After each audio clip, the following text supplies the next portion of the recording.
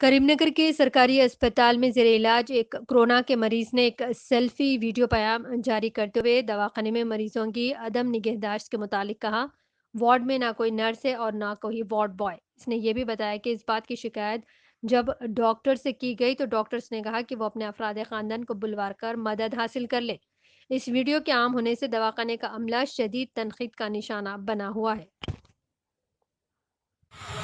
నా పేరు అల్లాడి రామ్ ప్రసాద్. మా గ్రామం రేణుకుంట, మండల్ తిమ్మాపూర్, డిస్ట్రిక్ట్ కరీంనగర్ అండి.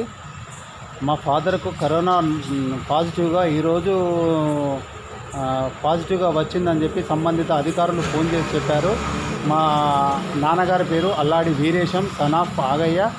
నేను మేడం మా నాన్నగారికి శ్వాసగా ఇబ్బంది ఉందని చెప్పి మరి అక్కడ ఎలాంటి ఫెసిలిటీస్ ఉన్నాయని అడగగా మీ ఫ్యామిలీ మొత్తం హోమ్ క్వారంటైన్లోనే ఉండాలి కనుక మీరు ఎవరు రాకూడదు అని చెప్పారు.